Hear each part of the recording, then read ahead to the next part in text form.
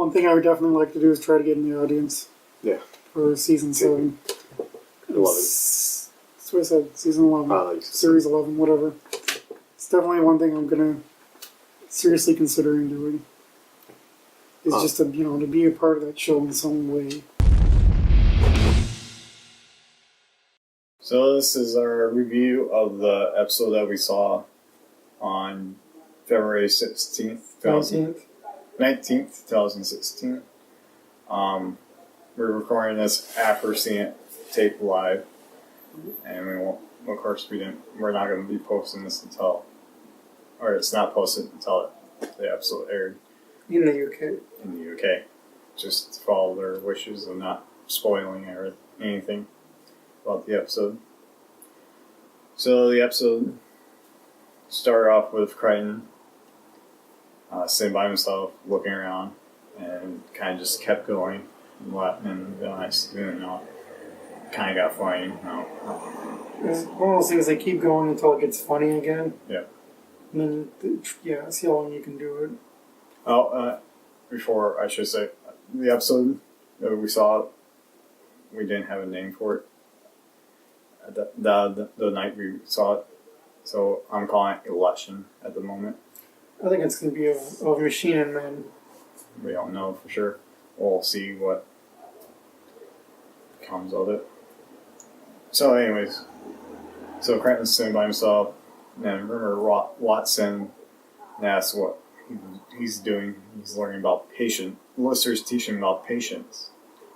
And then they talk and goes into delegations, so Crichton pretty much gets Rimmer to mop B deck. And that's when we learn that actually Crichton was learning about coercion, trickery. Tricking. Mm. And of course, Rimmer's not happy Deception. about that. Yep. So, and then we go into a yellow wart situation. Yep.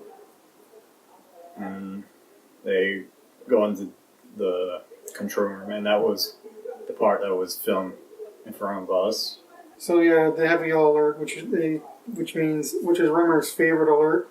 It means someone else is in distress, and it's not him. That's why it's his favorite.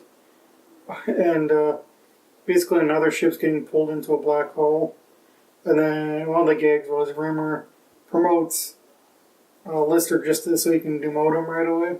Because he started downloading malicious. Well, he started downloading something from the pod that's falling into the black hole without putting it onto like a quarantine drive or anything. Right. So, and we find out, it's actually like malicious thing called an SOS virus. The virus lots them out of controls, and Red Dwarf is being threatened again, pulling that same black hole, so they have to abandon the ship.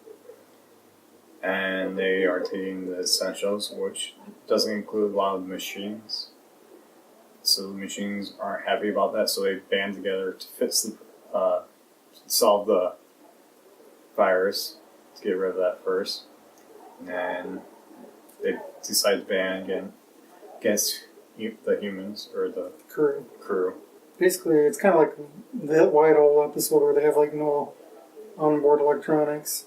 Right. And they're basically in the bunks. bunker room using candlelight. And they decide that they need to have an election to hire a representative for the machines on board. So Crichton decides that he would do it, and then so does Rimmer. Rimmer's first. Rimmer says he would do it. Yeah. And Crichton decides he'll run against Rimmer. And then the crew teams up, pairs off. The cat goes with Rimmer because Crichton picked Lister first, and Rimmer's like, well, I guess if I have to go with the cat, I will. Yeah. The cat doesn't want to do it, of course. But Rimmer blackmails him into it because he found out the cat is reading, for one thing, and has to wear glasses. And that messes with his coolness. So he doesn't want the rest of the crew to find out. So Yep, they go on a smear campaign. You know, you see some election stuff. They have a debate, which is pretty funny, and there's kind of a abortion joke in there, sort of. Craig and Lister have to make a deal with Taki the Toaster to get a swing vote. Which I saw coming before it happened. And they end up winning, and then the cat reveals that, yeah, I've been wearing glasses, and Craig and Lister don't really care. Yeah. But they said, you wouldn't be as cool with glasses, basically, but you'd be smarter. And he's like, and Lister's like, well, you gotta decide. And of course, the cat decides to be cool, so he blends his glasses and starts playing games with Lister, and they wonder where Rimmer is, and apparently Rimmer got locked into the cat locked him into the cat locked him into the garbage room where Taki the Toaster was, and Taki's saying, "Would you like some toast? Would you like some toast? Would you like some toast?" Until Rimmer basically yells out. Yeah. And that's the end of the episode. That's more or less the episode in a nutshell. Okay. So what did you think of the episode? I thought it was pretty good. Like you said when we were just talking, definitely feels like a season 10 episode. Yeah, I think this could have fit anywhere into series 10. Yeah. But I guess by that logic, you could say you could fit into any, like season 3, 4, or 5. Right. Just except there's no Holly. Right. Still no Holly. I was wondering about that. Yeah, that's too bad. Holly was pretty funny. I feel like the vending machines have somewhat fill in for that. So that's kind of another thing I was thinking about while we were talking about it. These new seasons seems like they do a lot of stuff with the vending machines. Like they play a much bigger role than they ever have. Right. Yeah. I think the only other time they play a role was in The Only Good. That's the only other. No, there's the vending machine with a lisp. Well, in the earlier season. I'm talking before these new seasons. Sure. Yeah, I guess real quick, I have a feeling this is going to be one of the weaker episodes. That's my prediction. Like I said, I feel like it has roughly the same. It's maybe slightly better than Dear Dave, but I don't feel like it was as strong or as funny as like the beginning, or even Fathers and Sons. I actually thought those two episodes were probably better than this one.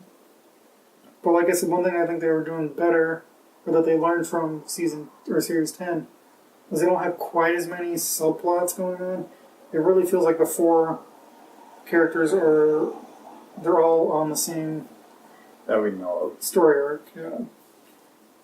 Like I said in our initial thoughts after, it's not in terms of quality, but in terms of story, it's very much like Lemons being one group story. Yeah. The quality was a lot better than Lemons, I thought.